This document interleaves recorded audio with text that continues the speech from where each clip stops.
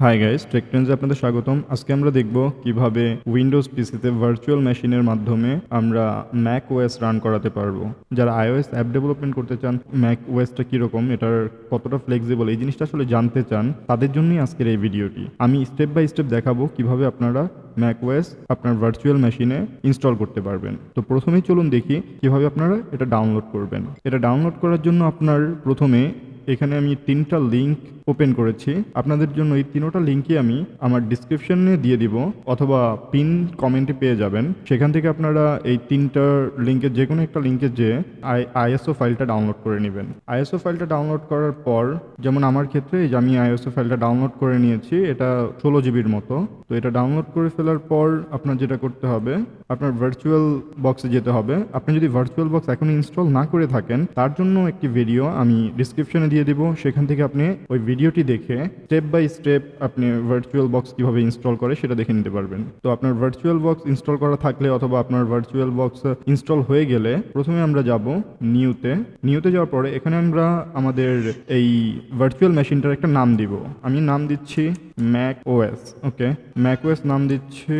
দেখুন, ম্যাকওএস দেওয়ার সাথে সাথে এখানে টাইপ এবং ভার্সনটা চলে এসেছে। আপনার যদি না আসে তাহলে এটা এই ড্রপ ডাউন থেকে সিলেক্ট করে নিতে হবে আপনার ম্যাকওএস এক্স এবং ম্যাকওএস এক্স 64 বিট। তারপরে আমি যাব নেক্সটে যাওয়ার পরে এখান থেকে আমাদের র্যাম সিলেক্ট করতে হবে। তবে মনে রাখবেন, আপনি যদি আসলে ম্যাকওএস ভালোভাবে স্পিডে রান করাতে চান অথবা ভালো একটা স্পিড চান, নর্মাল যে অপারেটিং সিস্টেম ইউজ করি ওরকম স্পিড চাইলে আপনার অবশ্যই র্যামটা একটু বেশি দিতে হবে। তো আমার ক্ষেত্রে আমার পিসির র্যাম হচ্ছে 16 জিবি, সো আমি এখান থেকে আসলে 10 জিবির মতো দিয়ে দিব। তো এটা আসলে আপনার প্রেফারেন্সের উপর ডিপেন্ড করে। তবে আপনার যদি 2 জিবির উপরে আপনি র্যাম সিলেক্ট করলেই আপনি এটা ইনস্টল করতে পারবেন। এটার মিনিমাম রিকোয়ারমেন্ট হচ্ছে 2 জিবি। তো আমি এখানে 10 জিবি দিলাম। 10 জিবি দেওয়ার পরে এখান থেকে আমি যেটা করব সেটা হচ্ছে এখন আমার একটা হার্ড ডিস্ক ক্রিয়েট করতে হবে। হার্ড ডিস্কের জন্য create a virtual hard disk now এটা দিব। ক্রিয়েট দেওয়ার পরে এখন হচ্ছে ভার্চুয়াল হার্ড ডিস্ক আমি ক্রিয়েট করব ভার্চুয়াল হার্ড ডিস্ক VHD, এটাতে সিলেক্ট করব। তারপরে নেক্সটে যাওয়ার পর আমি এইটা হচ্ছে ডাইনামিক অ্যালোকেশন রাখবো। তারপরে নেক্সটে আসার পরে এখানে আমাকে সিলেক্ট করতে বলবে যে আমি আসলে আমার এই ডিস্কটা কোথায় রাখতে চাচ্ছি। তার জন্য আমি ব্রাউজ করে প্রথমে আমি এই ম্যাকওএস নামের আমি একটা ফোল্ডার ক্রিয়েট করে রেখেছিলাম। এই ফোল্ডারে আমি এটা রাখবো। এটা এখানে সেভ দিলাম। সেভ দিলে এই ফোল্ডারেই ফাইলটা অ্যালোকেট হবে। এখন আমি এটার জন্য আমার ডিস্ক স্পেস দিতে হবে, মানে আমি এইটার জন্য কতটুকু ফাইল, মানে কতটুকু জায়গা আমি রাখতে চাচ্ছি আমার ম্যাকওএসের জন্য। তো আমি এখানে 100 জিবি দিব। আপনারা যতই দেন মিনিমাম 50 জিবি এখানে রাখবেন। তো আমি এখানে 100 জিবি দিচ্ছি, ক্রিয়েট দিলাম। এখন আমি যেটা করব, আমি এই ভার্চুয়াল বক্সটা ক্লোজ করে দিব। এখন আমার কিছু সেটিংস এখানে অ্যাড করতে হবে। তার জন্য এখানে দেখুন, ভার্চুয়াল বক্স নেমের জায়গায় আমি আমার যে নেমটা দিয়েছিলাম সেই নেমটা এই VM নেমের জায়গায় রিপ্লেস করব। এই ফাইলটাও আপনারা ডিসক্রিপশন বক্সে পেয়ে যাবেন।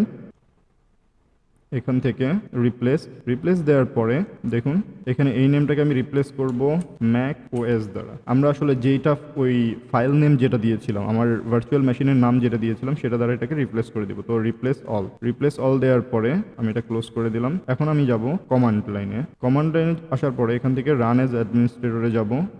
কমান্ড লাইন আমার চলে আসছে। এখন আমার এগুলো 1 বাই 1 কপি করতে হবে।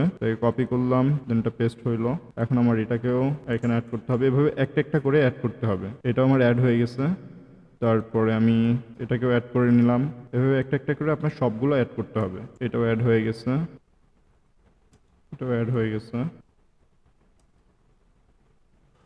এখানে আমার একটা জিনিস ভুল হয়েছে, আমি এটাকে আলাদা আলাদা অ্যাড করেছিলাম। তো এটা আসলে একটাই হবে। এই পুরো লাইনটা অ্যাড হয়ে গেছে। এখন আমি এটাকে অ্যাড করবো। এটা আমার লাস্ট লাইন, এটাও অ্যাড হয়ে গেছে। এটা আপনার অ্যাড হয়ে যাওয়ার পরে আপনি এটা ক্লোজ করে দিতে পারেন। তবে মনে রাখবেন, যখন এই ফাইলগুলো আপনি আপনার কমান্ড লাইনে অ্যাড করতেছেন তখন অবশ্যই ভার্চুয়াল বক্সটা ক্লোজ করে দিবেন তার আগে। তো আমি এটা জাস্ট সেভ করে রেখে দিলাম। এখন আমি ভার্চুয়াল বক্সে যাব। ভার্চুয়াল বক্সে আসার পরে এখন আমার এখানে কিছু সেটিংস চেঞ্জ করতে হবে। তো ম্যাকওএসটা সিলেক্ট করলাম। যদি আপনার অন্যটা সিলেক্ট থাকে আপনি ম্যাকওএস সিলেক্ট করে নেবেন। দেন সেটিংসে যাব। সেটিংসে আসার পরে এখানে দেখুন শেয়ার ক্লিপবোর্ড, এটাকে আমি বাই ডিরেকশনাল দিব। এটা হচ্ছে ড্র্যাগ এন্ড ড্রপটা হচ্ছে আমি ফাইল উইন্ডোজ থেকে ম্যাকে ড্র্যাগ এন্ড ড্রপ করেই ফাইল শেয়ার করতে পারবো। দেন সিস্টেম হচ্ছে আমি যেখানে 10 জিবি দিয়েছিলাম, আমার এখানে ফ্লপি ডিস্কটা লাগবে না, শুধু অপটিক্যাল এবং হার্ড ডিস্কটা লাগবে। প্রসেসর আমি এখানে আমার এখানে 12টা আছে, সো আমি এখানে 5টা দিয়ে দিলাম। আপনার এখানে যতটা থাকে আপনি সবগুলোই দিতে পারেন, তবে হচ্ছে এই রেড লাইনে কখনো আসবেন না। গ্রিন লাইনের মধ্যে যে কয়টা আপনি অ্যাসাইন করতে পারেন ওই কয়টা এখানে অ্যাসাইন করবেন। তারপরে ডিসপ্লে মেমোরি আমি ফুল অ্যাসাইন করলাম যতটুকু আছে।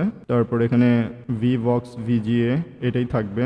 এখন যাব স্টোরেজে আসার পরে এখান থেকে আমার এই ISO ফাইলটাকে অ্যাড করতে হবে। তার জন্য এই এমটি এটাতে ক্লিক করব, দেন এখানে এসে এখান থেকে চুজ দেওয়ার পর আমি এই ফাইলটা যেখানে ডাউনলোড করেছি সেখানে যাচ্ছি। এখানে আমার এটা ডাউনলোড করা আছে, সেখানে নেভিগেট করে সেখান থেকে এটা ওপেন করলাম।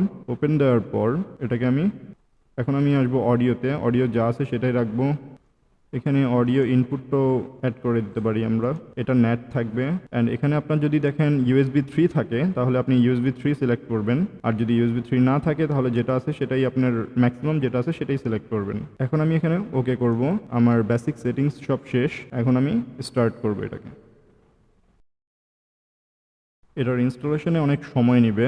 তো আপনারা যদি কোথাও দেখেন যে অনেকক্ষণ যাবত আটকে আছে, তো সেক্ষেত্রে মনে করবেন না যে আসলে এটা কোনো একটা ফল্ট বা কিছু। এটা এভাবেই ইনস্টলের সময় অনেক টাইম নেয়। আমি প্রথমে একবার ইনস্টল করেছি, সেখানে আমার প্রায় 2 ঘন্টার উপরে সময় লেগেছিল।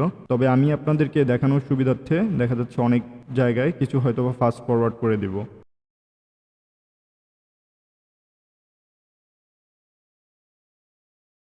ফুল স্ক্রিন মোডে আসার পরে এখান থেকে আমি ল্যাঙ্গুয়েজটা সিলেক্ট করব ইংলিশ।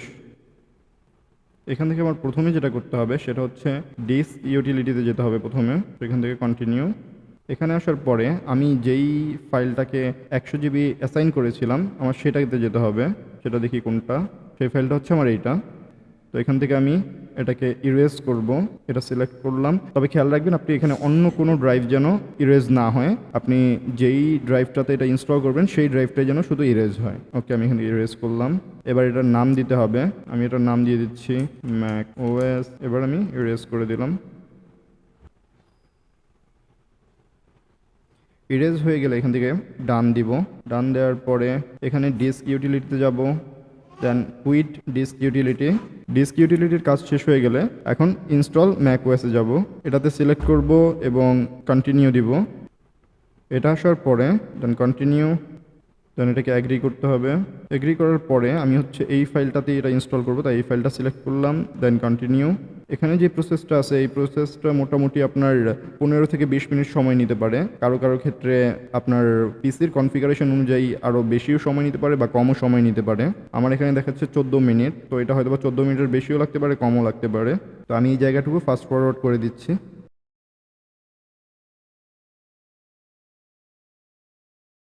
এখানে আপনার এই জিনিসটা কয়েকবার হবে। এইমাত্র যে জিনিসটা দেখলেন অটো এটা শাটডাউন হবে, আবার অটো রিস্টার্ট হবে, এই জিনিসটা কয়েকবার হবে। এখন আর আসলে আপনার কিছুই করতে হবে না।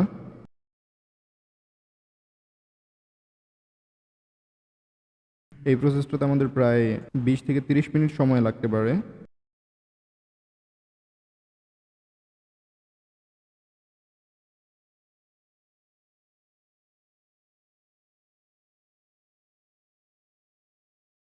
এখানে আপনাদের এই যে লাস্ট যে লাইনটা দেখতেছেন ফোর্সিং সিএল রান টাইম, এই জায়গাটায় এসে মোটামুটি অনেক টাইম ওয়েট করবে, প্রায় হয়তো বা 20-25 মিনিটও হতে পারে।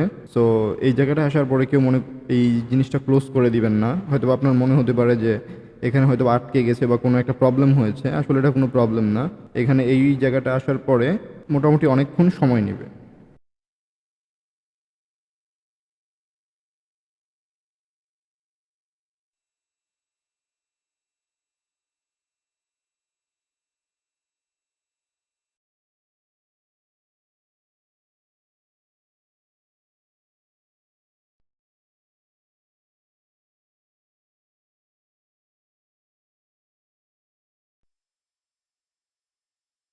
এই পর্যন্ত আসার পরে আমাদের এখান থেকে কান্ট্রি বা রিজিয়ন সিলেক্ট করতে হবে। তো এখানে আসলে সুবিধার্থে আমরা এখানে ইউএস দিব। ইউনাইটেড সিলেক্ট করার পরে কন্টিনিউ। এখন আমাদের জাস্ট কন্টিনিউ দিতে হবে, আর কিছু করার দরকার হবে না। এখন এখানে অ্যাক্সেসিবিলিটি সেটিংসে আমরা জাস্ট নট নাও দিব। আপনারা চাইলে এখান থেকে ওয়ান বাই ওয়ান সিলেক্ট করে এগুলো অ্যাক্সেসিবিলিটিগুলো চেক করে নিতে পারেন। তো আমি এখন নট নাও দিচ্ছি। এখানে ডাটা এবং প্রাইভেসিতে জাস্ট কন্টিনিউ দিতে হবে। এখানে আমরা just from a Mac Time Machine backup and startup disk এটাই সিলেক্ট রাখবো। আর আপনি চাইলে উইন্ডোজটাও দিয়ে ট্রাই করে দেখতে পারেন। তো তো আমি এখানে জাস্ট নট নাও রাখতেছি। এখানে অ্যাপেল আইডি চাচ্ছে, সো আমি এটা এখন দিব না। আপনাদের যদি অ্যাপেল আইডি থাকে তো এখনই সেটা দিয়ে এটা কনফিগার করে নিতে পারেন। সো আমি যেহেতু আমার অ্যাপেল আইডি নেই, সো আমি জাস্ট সেট আপ লেটার দিচ্ছি। এটা আসার পরে এখানে জাস্ট এটা স্কিপ দিব। এখন এখানে টার্মস অ্যান্ড কন্ডিশনে এগ্রি করতে হবে, এখান থেকে এগ্রি করব। এবার আপনার পিসির যে নেম দিতে চান সেই নেমটি দিবেন। আমি এখানে দিচ্ছি ম্যাক ওএস। এখানে আমার অ্যাকাউন্ট নেমটা অটো সাজেস্ট চলে এসেছে, আমি চাইলে এটা চেঞ্জ করতে পারবো, আপনারাও এটা চাইলে চেঞ্জ করতে পারবেন। আমি যা আছে তাই রাখলাম। পাসওয়ার্ডটা সিলেক্ট করতে হবে, আমি এখানে জাস্ট পাসওয়ার্ড নর্মাল একটা পাসওয়ার্ড দিচ্ছি। এখানে আপনাদের হিন্টস দিতে হবে, দেওয়ার পরে কন্টিনিউ দিব। এখন এই পেজ আসার পরে এখানে জাস্ট কন্টিনিউ দিতে হবে, এখানেও যা আসবে কন্টিনিউ দিব। এটা আমরা সেট আপ লেটার দিব। এখানে আপনাদের এরকম একটা ব্ল্যাক স্ক্রিন এসে থাকতে পারে কিছুক্ষণ সময়, বাট কিছুক্ষণ পরেই এটা অন হয়ে যাবে। তো এখানে আপনাদের যদি এরকম কোনো এরর আসে, তো ওই এররের ক্ষেত্রে শুধুমাত্র জাস্ট রিওপেন দিবেন, তাহলেই হবে।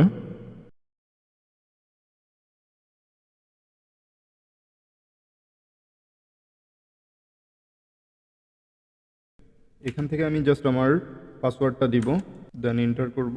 প্রথমবারের জন্য এখানে একটু সময় নিতে পারে লোডিংয়ে। ওকে, আমার ম্যাকওএস সেট আপ দেওয়া শেষ। তো ম্যাকওএস সেট আপ দেওয়ার পরে আমি এখন দেখি আমার জিনিস সব অ্যাপগুলো অ্যাক্সেস করা যাচ্ছে কিনা। ক্যালকুলেটর, হ্যাঁ আমি ক্যালকুলেটর অ্যাক্সেস করতে পারছি। সেটিংসে যাব, দেখি সেটিংসে এখানে ডিসপ্লে ডিফল্ট যেটা আছে সেটাই থাকুক। তারপরে এখানে ম্যাকের যত ফিচার আছে সবগুলো ফিচারই আপনি এখানে পেয়ে যাবেন। তো আপনার যদি অ্যাপেল আইডি থেকে থাকে তাহলে আপনি অ্যাপেল আইডিটা লগ ইন করে নিলে আরও ভালো হবে এবং আরও ভালোভাবে এটা আপনি ইউজ করতে পারবেন। তো অ্যাপেল টিভিতে যাই, দেখি কি দেখায়। ওকে, এখানে অ্যাপেল টিভিও চলে এসেছে, তার মানে আমার নেটটা ঠিক মতো কাজ করতেছে। এখান থেকে এখন আপনারা চাইলে অ্যাপ স্টোরে যেয়ে এখান থেকে আপনারা এক্সকোড নামিয়ে নিতে পারেন। যারা ডেভেলপিংয়ের জন্য এটা ইউজ করতে চান তারা এখান থেকে এক্সকোডটা নামিয়ে নিতে পারেন। এখন আমি দেখাবো কিভাবে আপনি ম্যাকওএস বিগ সার থেকে এটার পরের যে ভার্সনটা আসতেছে সেটাতে আপনি মাইগ্রেট করতে পারবেন। তার জন্য আপনার যেটা করতে হবে, সেটিংসে যাবেন। সেটিংসে যাওয়ার পরে এখান থেকে আপনার আপডেট সার্চ করতে হবে, সফটওয়্যার আপডেটে। সফটওয়্যার আপডেটে আসার পর এখানে দেখবেন চেকিং ফর আপডেট আসতেছে। এখন বেক্সারের পরে যদি কোনো নতুন ভার্সন এসে থাকে ম্যাকের, তাহলে আপনি সেটাতেও ইজিলি আপডেট করে নিতে পারবেন। দেখুন এখানে ম্যাকওএসের পরের যে ভার্সনটা আসছে মন্টেরারি, এইটাও আপনি এখন এখানে পেয়ে গেছেন। আপনি চাইলে এখন এটা এখান থেকে আপডেট করে নিতে পারেন।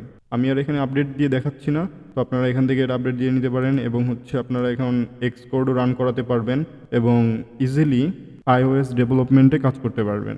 আরও নতুন ইন্টারেস্টিং ভিডিও পাওয়ার জন্য চ্যানেলটিকে সাবস্ক্রাইব করুন। আজকের ভিডিও এ পর্যন্তই, বাই বাই।